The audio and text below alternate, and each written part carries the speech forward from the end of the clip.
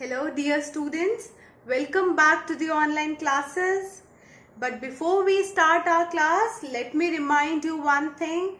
You have to give me your attendance by mentioning your name and section in the comment box. So quickly do that. And please bring your science fair notebook, one pencil and one rough notebook as well.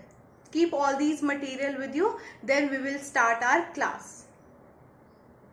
So students, we were doing our chapter number 3, that is Animal Kingdom. Let's continue the same. So as we know that this world is full of varieties of animals, right? Some can swim, some cannot, some live on land while some live inside the water, while some animals can live inside the water as well as they can survive on land, right? Some breathe air, some breathe inside the water. So there are varieties of animals, and to study them, to study the characteristic of each animal, we divided animals into two broad categories. What were they? We discussed about them. The first one is vertebrates and second one is invertebrates. Who are the vertebrates? As the name suggests, vertebrates means those who are having vertebral column. And what is the vertebral column? It is the backbone. So those animals who are having backbone, or we can say spine, are known as vertebrates. Okay, they are known as vertebrates. While there are some animals that do not have backbone or that don't have spine and are known as invertebrates. Invertebrates, animals that don't have spine. Right? This we discussed in our last video. So students, in the vertebrates category, see, vertebrates are those who are having spine and backbone. Vertebrates again are divided into 5 further more groups, and they are, the very first is fish, okay, the second one is reptiles, third one is amphibians,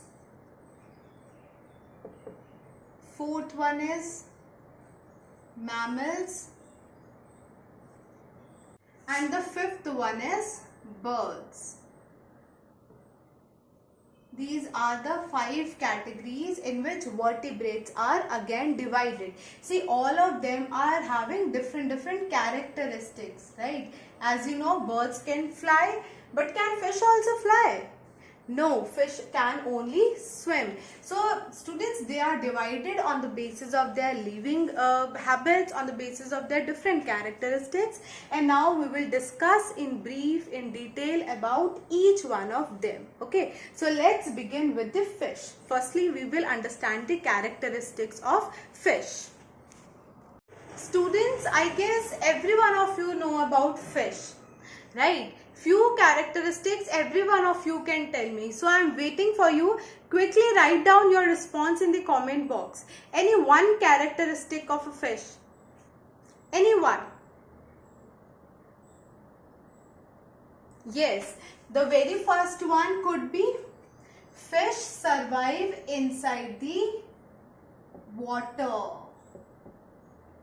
Right? Fish cannot fly, fish cannot stay on land, but fish survive inside the water. So this is the very first characteristic of a fish. Now the second one is, as you know, they stay inside the water, right? So students, they are having a different organ to breathe inside the water. Can you name it? I hope you all know this. Yes, fish breathe through gills. Okay, fish takes in the water with the help of mouth and then gills. Gills usually absorb all the amount of oxygen from the water and then they releases out rest of the water. So they are having gills instead of lungs. Now come to the third feature.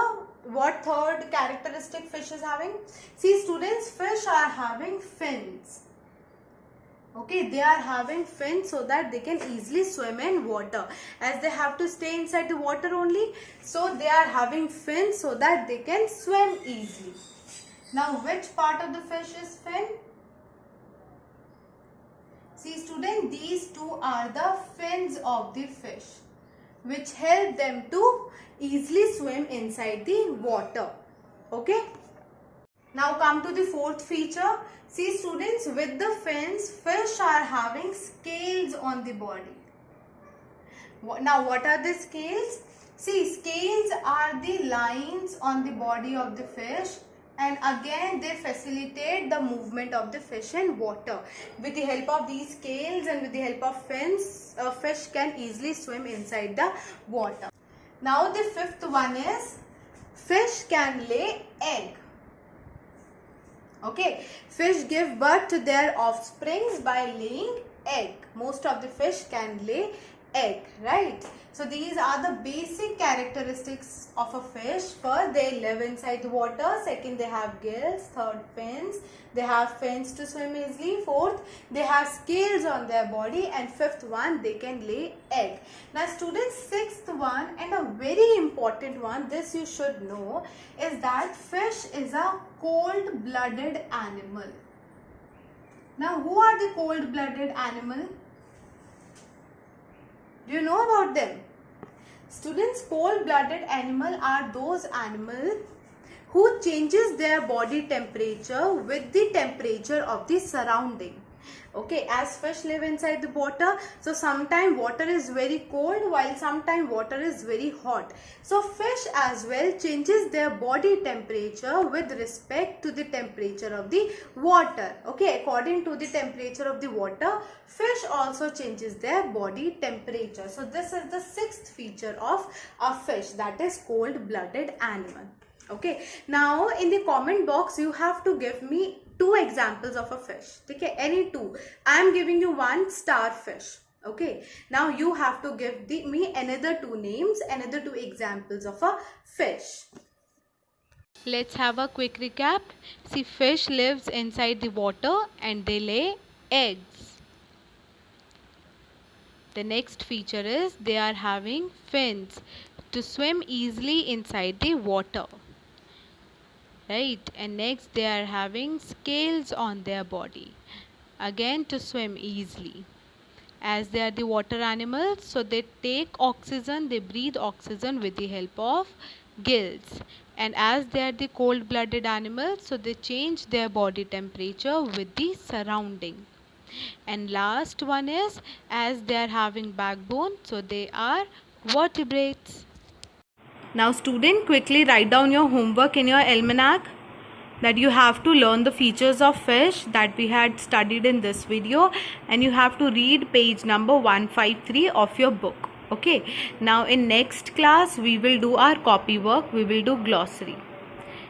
Now we will meet in next video. Till then, keep learning.